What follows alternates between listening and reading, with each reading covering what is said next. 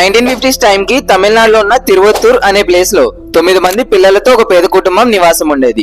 ఆ కుటుంబాన్ని పోషించడానికి దాదాపు ఫ్యామిలీలో అందరూ పనిచేసేవారు. అయితే ఈ ప్రాసెస్ లోనే ఆ ఫ్యామిలీలో ఉన్న చిన్న కొడుకు ఫైనాన్షియల్ గా తన వంతు సహాయం చేయడానికి రోడ్డు మీద చిన్నపిల్లలు ఆడుకునే బొమ్మలు బొడుగలు అమ్ముతూ ఒక చిన్న వ్యాపారం చేసేవాళ్ళు. కానీ కట్ చేస్తే ఒకప్పుడు రోడ్ల మీద బొడుగలు అమ్ముకుంటూ మొదలుపెట్టిన ఆయన వ్యాపారం ఈ రోజు భారతదేశంలోనే అతిపెద్ద టైర్స్ మ్యానుఫ్యాక్చరింగ్ కంపెనీగా మారింది. అలాగే ప్రతి సంవత్సరం దాదాపు 23,000 కోట్ల బిజినెస్ చేసే స్థాయికి ఎదిగింది. అదే మద్రాస్ రబ్బర్ ఫ్యాక్టరీ MRF. ఈ కంపెనీని స్థాపించిన వ్యక్తే మిస్టర్ మమ్మన్ మప్పల్లే గారు. అయితే ఇక్కడ క్వశ్చన్ ఏంటంటే అసలు 1960s టైం కి ఇండియాలో గుర్రపు బండ్లు ఎద్దుల బండ్లు తప్ప పెద్దగా కార్స్ కానీ బైక్స్ కానీ ఉండేవి కాదు. అలాంటి టైంలో అసలు మమ్మన్ మప్పల్లే గారు టైర్ల వ్యాపారాన్ని ఎలా మొదలు పెట్టారు, అసలు అమెరికా, జపాన్, యూరోప్ లాంటి 65 దేశాలకి MRF బిజినెస్ ని ఎలా ఎక్స్పెండ్ చేశారో ఈ వీడియోలో తెలుసుకునే ప్రయత్నం చేద్దాం. మమ్మన్ మప్పల్లే గారి ఫ్యామిలీ నిజానికి మొదటి నుండి పేద కుటుంబం కాదు. కానీ తన తండ్రి గారు స్వతంత్రం కోసం పోరాడి బ్రిటిషర్స్ కి వ్యతిరేకంగా ఉద్యమాలు చేయడం వల్ల బ్రిటిష్ గవర్నమెంట్ ఆయన్ని అరెస్ట్ చేసి వాళ్ళ ఆస్తులన్నింటినీ సీజ్ చేసింది. సో దీనివల్ల ఒక్కసారిగా కుటుంబం అంతా రోడ్డు మీద పడిపోయింది. సో వాళ్ళ ఫ్యామిలీని ఎలా అయినా సపోర్ట్ చేయాలనే ఆలోచనతో ఆ కుటుంబ సభ్యులు అంతా కూడా పనికి వెళ్ళడం స్టార్ట్ చేశారు. అండ్ అందులో భాగంగానే ఫ్యామిలీలో చిన్న కొడుకైన మప్పల్లే గారు కూడా ఒక బొమ్మల ఫ్యాక్టరీ దగ్గర బెలూన్స్ ని హోల్సేల్ ధరకి కొని వాటిని రోడ్ల మీద అమ్ముతూ బిజినెస్ చేసేవాళ్ళు. ఇలా కొన్ని సంవత్సరాల పాటు పనిచేశాక ఆ బిజినెస్ గురించి, ఆ బిజినెస్ యొక్క ప్రాఫిట్ మార్జిన్ గురించి ఆయనకు ఒక ఐడియా వచ్చింది. అంటే బెలూన్స్ అండ్ టాయ్స్ ని తయారు చేసే వాళ్ళకి, వాటిని హోల్సేల్ గా కొనే వాళ్ళకి అండ్ ఫైనలీ వాటిని కస్టమర్స్ కి అమ్మే వాళ్ళకి ఎంతెంత లాభం వస్తుందో ఆయనకు ఒక క్లియర్ ఐడియా వచ్చింది. సో ఇది గమనించిన మమ్మన్ మప్పల్లే గారు సొంతంగా తనే బెలూన్స్ అండ్ టాయ్స్ ని తయారు చేసే ఒక ఫ్యాక్టరీని పెట్టాలనుకున్నారు. అండ్ ఫైనల్ గా 1946 లో మద్రాస్ రబ్బర్ ఫ్యాక్టరీ అనే పేరుతో ఒక చిన్న కంపెనీని స్టార్ట్ చేశారు. కంపెనీ అంటే పెద్ద పెద్ద బిల్డింగ్స్ అండ్ స్టాఫ్ తో ఉండదు, అది కేవలం ఒక రేకుల షెడ్ మాత్రమే. అలా కొన్ని రోజుల పాటు సొంతంగా బెలూన్స్ ని తయారు చేసి బిజినెస్ చేశాక మప్పల్లే గారికి మంచి లాభాలు వస్తున్నాయి. సో ఈ లాభాలతో ఆయన ఆగిపోకుండా తన బిజినెస్ ని కొత్త ప్రొడక్ట్స్ కి కూడా ఎక్స్పాండ్ చేయాలని అనుకున్నారు. అండ్ ఎగ్జాక్ట్ గా అదే టైంలో తన ఫ్రెండ్ ఒకరు టైర్స్ యొక్క థ్రెడింగ్ బిజినెస్ గురించి ఆయనకి చెప్పారు. అంటే లారీస్ అండ్ బస్సెస్ కి అరిగిపోయిన టైర్స్ ఉంటాయి కదా, వాటికి ఒక్కోసారి టైర్స్ ని రీప్లేస్ చేయకుండా ఉన్న టైర్స్ కే కొత్త థ్రెడ్ రబ్బర్ ని ఫిక్స్ చేస్తారు. సో ఈ బిజినెస్ గురించి మప్పల్లే గారు కంప్లీట్ గా తెలుసుకున్న తరువాత 1952 లో ఆయన థ్రెడ్ రబ్బర్ బిజినెస్ ని స్టార్ట్ చేశారు. అంటే టైర్స్ కి కొత్త థ్రెడ్స్ ని ఫిక్స్ చేయడం కాదు, ఆయనే సొంతంగా థ్రెడ్ రబ్బర్ ని తయారు చేయడం అన్నమాట. అప్పట్లో థ్రెడ్ రబ్బర్స్ ని విదేశాల నుండి ఇంపోర్ట్ చేసుకునేవారు, కానీ ఇండియాలో వీటిని పెద్దగా ఎవరూ తయారు చేసేవారు కాదు. అయితే దీనికి కారణం ఏంటంటే 1950s టైం కి ఆటోమొబైల్ ఇండస్ట్రీ అంత ఎక్కువగా ఉండేది కాదు. సో అలాంటి టైంలో tyres and thread rubber business లో ఇన్వెస్ట్ చేయడం అనేది చాలా రిస్కీ. కానీ ఆ రిస్క్ ని మమ్మన్ మప్పల్లే గారు తీసుకొని 1952 లోనే ఇండియాలో first time thread rubber manufacturing unit ని స్టార్ట్ చేశారు. అండ్ ఆయన ఊహించినట్టే ఈ బిజినెస్ సక్సెస్ అయ్యి దాన్ని స్టార్ట్ చేసిన 4 ఏళ్లలోనే MRF కంపెనీ నెంబర్ 1 పొజిషన్ కి వెళ్లిపోయింది. దీన్నే ఫస్ట్ మూవర్ అడ్వాంటేజ్ అని అంటారు. అంటే ఫ్యూచర్ లో వచ్చే అవకాశాలని ముందుగానే ఊహించి అందరికంటే ముందే ఆ అవకాశాన్ని క్యాష్ చేసుకోవడానికి ఎవరైతే ఆ బిజినెస్ ని స్టార్ట్ చేస్తారో వాళ్ళు ఆ పర్టికులర్ ప్రొడక్ట్ కి డిమాండ్ వచ్చే టైం కి ఆ సెక్టర్ లోనే నెంబర్ 1 పొజిషన్ కి వెళ్ళిపోతారు. సో ప్రెసెంట్ ఇండియాలో ఉన్న టాప్ కంపెనీస్ లో 60 to 70% కంపెనీస్ ఈ ఫస్ట్ మూవర్ అడ్వాంటేజ్ ద్వారా సక్సెస్ అయినవే. ఇండియాలో MRF కంపెనీ ఈ థ్రెడ్ రబ్బర్ బిజినెస్ చేస్తున్న టైంలోనే డన్లోప్ అనే ఒక ఫారిన్ కంపెనీ కూడా ఇదే బిజినెస్ చేస్తుంది.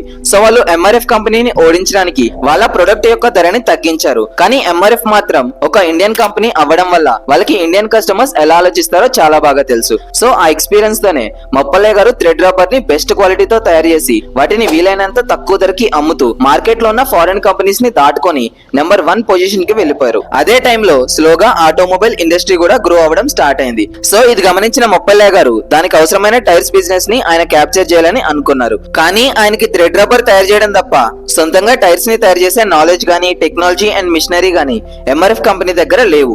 అందుకే ఆయన అందరితో ఆగిపోకుండా ఎలా అయినా టైర్స్ ని తయారు చేయాలనే లక్ష్యంతో అమెరికాకు చెందిన మ్యాన్స్ఫీల్డ్ అనే ఒక టైర్లు తయారు చేసే కంపెనీతో పార్ట్నర్షిప్ డీల్ ని చేసుకొని ఫైనల్ గా 1961 లో MRF కంపెనీ సొంతంగా టైర్స్ ని తయారు చేయడం స్టార్ట్ చేసింది. కానీ ఇక్కడే ఒక ప్రాబ్లం వచ్చింది. అదేంటంటే 1960s టైం కి ఇండియాలో ఇంకా ఆటోమొబైల్ ఇండస్ట్రీ కంప్లీట్ గా డెవలప్ అవ్వలేదు. అంటే విదేశాల నుండి బైక్స్ అండ్ కార్స్ ని ఇండియాకి ఇంపోర్ట్ చేసుకొని బిజినెస్ చేయడం తప్ప Hero Honda, Bajaj, Royal Enfield and Maruti Suzuki లాంటి కంపెనీస్ సొంతంగా వెహికల్స్ తయారు చేయడం అప్పటికి ఇంకా స్టార్ట్ అవ్వలేదు. సో ఇండియాలో వెహికల్స్ తయారవ్వట్లేదంటే అప్పుడు ఆటోమేటిక్ గా అక్కడ తయారు చేసే టైర్స్ కి కూడా పెద్దగా డిమాండ్ ఉండదు. అందుకే మమ్మన్ మప్పల్లే గారు MRF టైర్స్ ని ఇండియాలోనే తయారు చేసిన వాటిని Germany, France, Japan and Australia లాంటి దేశాలకి ఎక్స్పోర్ట్ చేస్తూ బిజినెస్ చేసేవాళ్ళు. అంటే ఇండియన్ మార్కెట్ లో డిమాండ్ లేనప్పుడు డిమాండ్ ఉన్న మార్కెట్స్ కి వాళ్ళ టైర్స్ ని ఎక్స్పోర్ట్ చేసేవాళ్ళు అనమాట. అయితే ఇనిషియల్ డేస్ లో ఎంఆర్ఎఫ్ కంపెనీ అమెరికా కంపెనీ అయిన మ్యాన్స్ఫీల్డ్ తో పార్ట్నర్షిప్ చేయడం వల్ల వాళ్ళ టైర్స్ ని అమెరికాకు ఎక్స్పోర్ట్ చేసేది కాదు. కానీ 1967 టైం కి అమెరికాలో మ్యాన్స్ఫీల్డ్ కంపెనీ బిజినెస్ లో అవ్వడం వల్ల ఎంఆర్ఎఫ్ కంపెనీ ఇండియాలో తయారు చేసే టైర్స్ ని అమెరికన్ మార్కెట్స్ కి ఎక్స్పోర్ట్ చేయడం స్టార్ట్ చేసింది. అయితే ఇక్కడ మీరు గుర్తుపెట్టుకోవాల్సిన విషయం ఏంటంటే అమెరికన్ మార్కెట్స్ కి టైర్స్ ని ఎక్స్పోర్ట్ చేసిన first Indian company MRF. So 1967 టైంలో మ్యాన్స్ఫీల్డ్ కంపెనీతో ఎంఆర్ఎఫ్ కంపెనీ వాళ్ళ పార్ట్నర్షిప్ డీల్ ని బ్రేక్ చేసుకున్న తరువాత మొప్పల్లే గారు ఎంఆర్ఎఫ్ ని ఒక ప్రపంచ స్థాయి కంపెనీగా మార్చడానికి అండ్ దానికి అవసరమైన టెక్నాలజీ అండ్ మెషినరీని పొందడానికి బిఎఫ్ గోడ్రిచ్ అండ్ మరంగోని లాంటి ఎన్నో విదేశీ కంపెనీలతో టెక్నికల్ కొలాబరేషన్ డీల్స్ చేసిన వాళ్ళ నుండి కొత్త కొత్త మోడల్స్ అండ్ మెటీరియల్స్ తో టైర్స్ ని చేసి వాటిని డిఫరెంట్ కంట్రీస్ కి ఎక్స్పోర్ట్ చేస్తూ బిజినెస్ చేసేవారు. అయితే ఈ ప్రాసెస్ లోనే ఎంఆర్ఎఫ్ కంపెనీ బిజినెస్ చేయడానికి ఇండియన్ మార్కెట్స్ కూడా రెడీ అయ్యాయి. అంటే బజాజ్, మారుతి అండ్ టాటా లాంటి కంపెనీస్ ఇండియాలో సొంతంగా వెహికల్స్ ని తయారు చేయడం స్టార్ట్ చేశాయి. సొంతంగా వెహికల్స్ ని తయారు చేస్తున్నారంటే అప్పుడు టైర్స్ కి కూడా డిమాండ్ పెరుగుతుంది కదా. సో ఈ అవకాశాన్ని క్యాష్ చేసుకోవడానికి ఇండియాలో మారుతి కంపెనీ తయారు చేసిన ఫస్ట్ కార్ మారుతి 800 కి ఎంఆర్ఎఫ్ కంపెనీ టైర్స్ ని సప్లై చేసింది. అయితే మారుతి 800 ఎంత పెద్ద సక్సెస్ అయిందో నేను సెపరేట్ గా చెప్పాల్సిన అవసరం లేదు. సో మారుతి 800 సక్సెస్ అవడం వల్ల ఎంఆర్ఎఫ్ కంపెనీకి కూడా ఇండియాలో మంచి సక్సెస్ వచ్చింది. ఫైనల్ గా 1991 లో ఇండియన్ గవర్నమెంట్ తీసుకొచ్చిన ఎకనామిక్ రీఫార్మ్స్ వల్ల విదేశాలకు సంబంధించిన ఎన్నో ఆటోమొబైల్ కంపెనీస్ ఇండియాలో వాళ్ళ బిజినెస్ ని స్టార్ట్ చేశాయి. Like Hyundai, Volkswagen, Honda, Mercedes Benz, Toyota, Kia, Renault etcetera. So దీని వల్ల ఇండియాలో ఆటోమొబైల్ సెక్టర్ చాలా వేగంగా డెవలప్ అయింది. ఎప్పుడైతే ఆటోమొబైల్ సెక్టర్ డెవలప్ అవుతుందో అప్పుడు టైర్స్ కి కూడా డిమాండ్ పెరుగుతుంది. అండ్ అప్పటికే ఎంఆర్ఎఫ్ కంపెనీ ఈ టైర్ల బిజినెస్ లో మంచి ఫామ్ లో ఉండడం వల్ల దేశంలో జరిగిన మార్పులన్నీ కూడా ఈ కంపెనీకి కలిసి వచ్చాయి. అండ్ వీటన్నిటిని క్యాష్ చేసుకుంటూ cars, bikes, autos and trucks అంటూ అన్ని వెహికల్స్ కి సంబంధించిన టైర్స్ ని తయారు చేస్తూ మొప్పల్లే గారు ఎంఆర్ఎఫ్ బిజినెస్ ని చాలా వేగంగా ఎక్స్పాండ్ చేశారు. అండ్ టైర్స్ బిజినెస్ ని ఎక్స్పాండ్ చేయడం మాత్రమే కాదు, ఎంఆర్ఎఫ్ ని టైర్స్ బిజినెస్ నుండి డిఫరెంట్ సెక్టార్స్ కి డైవర్సిఫై చేశారు. ఎలా అంటే 1989 లో ఎంఆర్ఎఫ్ కంపెనీ చాలా వేగంగా ఎదుగుతున్న టైంలో మొప్పల్లే గారు అమెరికాకు చెందిన హ్యాష్బ్రో అనే టాయ్ మేకింగ్ కంపెనీతో కొలాబరేట్ అయ్యి బొమ్మలు తయారు చేయడం స్టార్ట్ చేశారు. దీంతో పాటు ఆస్ట్రేలియాకు చెందిన వెపోక్యూర్ అనే కంపెనీతో కొలాబరేట్ అయ్యి పెయిన్ బిజినెస్, పెరెలి అనే ఒక ఇటాలియన్ కంపెనీతో కొలాబరేట్ అయ్యి ఫ్యాక్టరీస్ అండ్ ఎయిర్పోర్ట్స్ లాంటి వాటిలో యూజ్ చేసే కన్వేయర్ బెల్ట్స్ ని తయారు చేయడం కూడా స్టార్ట్ చేశారు. సో దీనివల్ల ఎంఆర్ఎఫ్ కంపెనీకి కేవలం టైర్స్ అండ్ ట్యూబ్స్ నుండి మాత్రమే కాకుండా paint, toys and conveyor belts business నుండి కూడా ఆదాయం రావడం స్టార్ట్ అయింది.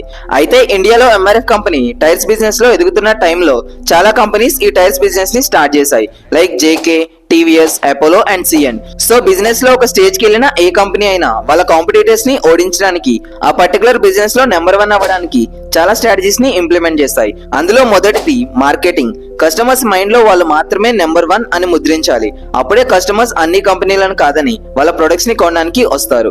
సో ఈ స్ట్రాటజీని ఇంప్లిమెంట్ చేయడానికి ఎంఆర్ఎఫ్ కంపెనీ క్రికెట్ ని చూస్ చేసుకుంది. బికాస్ ఇండియాలో రిలీజియన్, లొకేషన్ అండ్ లాంగ్వేజ్ తో సంబంధం లేకుండా అందరూ కలిసి అత్యధికంగా ఆదరించేది ఇండియాలో క్రికెట్ స్పోర్ట్ మాత్రమే.